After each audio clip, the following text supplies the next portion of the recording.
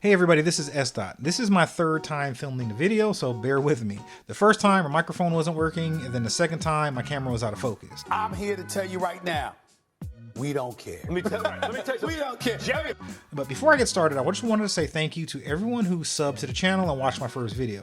I can't believe a few thousand people watched that first video and another 100 actually subscribed. So even if y'all are bots, I'm gonna go ahead and chalk that up to a dub. Y'all are the real MVPs.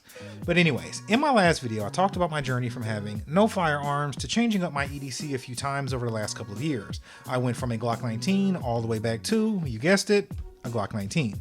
So now that I have my new EDC, it's time to get it outfitted. So I couldn't actually show you how I put the things on the weapon because YouTube doesn't like that, and I'm no expert, so you probably shouldn't be following my lead anyway. But I will tell you what I went with and why I went with them. So the first thing is we'll start off with the holster, and we are clear. My first Glock 19, which is actually right here, I went with a holster by the company called G-Code.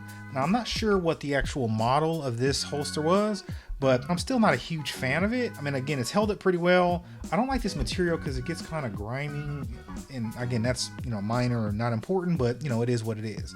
But I didn't necessarily love the way that the weapon printed, and I think it printed because of the weight in the magazine. And there's only one clip, so if this is on your belt, it would constantly poke out or drop to one side, and it printed a lot. Again, some people care about printing, some don't. I'm one of the ones that do, so I wanted to get something that didn't actually print as bad. Now, I know that this company and this model or this brand, they've gotten good reviews online, so it could have been just user error, because again, I know they make a good product. It just didn't seem to work with my body type or the clothes that I typically wear. For my new holster, I do what I always do. I went to YouTube and typed best holsters, and I came down to two companies. One was the Tier 1 Concealed, which is the one I ultimately went with, and the other one was T-Rex Arms. So the reason I went with this specific one over the T-Rex Arms is I watched a few videos, and this one seemed to print a little bit less. Now again, I'm not sure if that's true or not, but that's the best you can do when you can't try things out before you buy them. So I went with the Axis Elite with the sidecar. I never thought I'd be the guy with the extra magazine, but here I am. And honestly, it's probably not for the reason that I probably should be carrying one. So I'm not a doomsday guy, and if I ever needed a backup magazine with 15 extra rounds, and I think we're all in trouble anyway, the reason I personally decided to go this route is because of the weight it's going to add to the other side.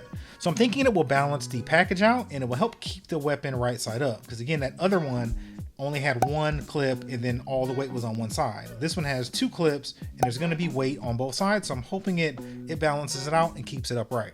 Oh, and I don't have a belt, so that probably didn't, like a real EDC belt, so that probably didn't help. But so if you have any suggestions on what brands to go with or which ones to stay away from, please drop them in the comments. So now, full disclosure, I still have reservations about carrying appendix style. So if this one doesn't work, then I'll have to get a new holster and I'll carry strong side. So this holster, it seems pretty well made. It has a little bit of give to it, but ultimately it seems pretty solid.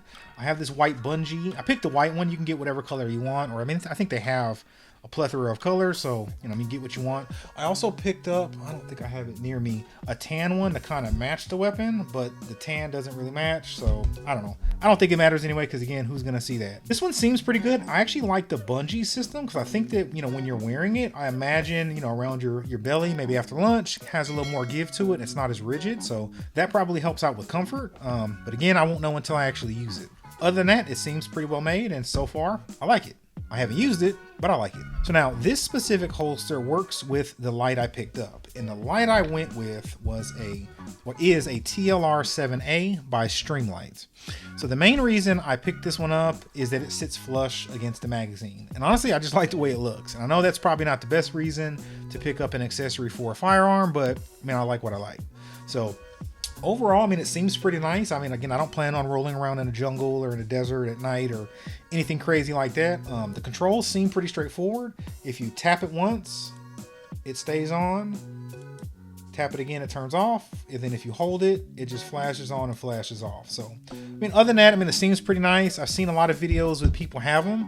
I like it. So far, so good. Since I picked up this light, I've done a bit more research and I found that the flush mounted light can cause problems with cycling.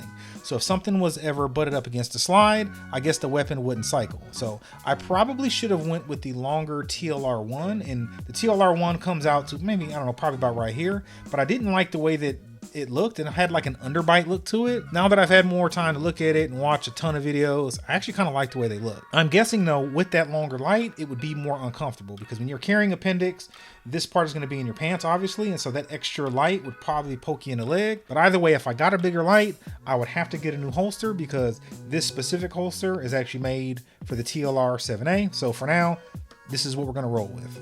So we have our lights and we have our holster. Now we can move on to the star of the show, the red dot. So this is actually my first red dot. In fact, I've never even shot a red dot before, a pistol with a red dot before. So we'll see how that goes. We'll see if I turn into a sniper, but if I had to guess, I doubt it's going to make that much of a difference for me. So I went with the Holosun 507C. I was going back and forth between this model and one of the Trijicon models. The Trijicon model seemed to be nice, got good reviews, and so did this one. The Trijicon was just more expensive, so you can guess why I went with this one. So I picked up actually a lot of these items, everything except for the weapon, around Black Friday. I kind of saved up throughout the year. I figured people would be having sales, so I just saved up and got some stuff on sale. So I think I got this one for $270. I think it was on sale for $270, regular price maybe $310. And then I can't remember what the light was full price, but I know I got it for $120. And then for the holster, I believe I got this one for maybe 20 or 25% off on Black Friday. The one drawback in the MOS platform, or at least one of the drawbacks, is that you need a plate to attach certain red dots.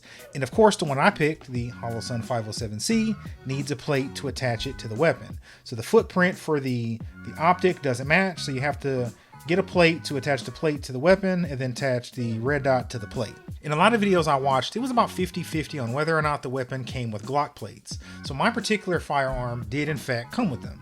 So I thought I was going to be able to save a few bucks and maybe use these, but I saw a lot of reports and saw a few videos of these actual plates warping, their screws were breaking, and since I spent $270 on the red dot, I don't want it to go flying off, so I went ahead and picked up some aftermarket plates from Optics Planet. So now what I've read is that the material on these plates is better. There isn't a gap between the red dot and the front, and I don't know if you can see it here, but there is no gap.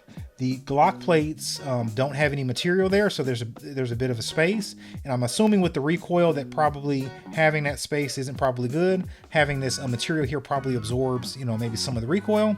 I don't know, probably not using the right terminology, but you all get it. Ultimately, I want to keep the red dot on the weapon. So now that we have our holster, our red dots, and our light, now all we have to do is go to the range to test it out. I normally go to an indoor range, but I've been wanting to find an outdoor range because the indoor one, it's always loud, it's always crowded, and I actually found an outdoor one that's not too far from my house. It seems pretty legit, and they even offer training classes, so I'll be heading out there in the next couple of days to check them out. Hopefully I can get some footage of it, and if I do, I'll try to make a video of my shots. Now, if that range turns out to be a bust, then I'll go back to my indoor range and show you some footage of that. So I also wanted to share a few channels that I found very helpful as I've been, learning and researching different products and just different things in general. So thanks for watching, and be sure to subscribe to follow my journey into becoming more proficient with my weapon. Before we go, I wanted to see if I can get a image of the actual red dot so you can see what it looks like if the camera... Oh, there we go.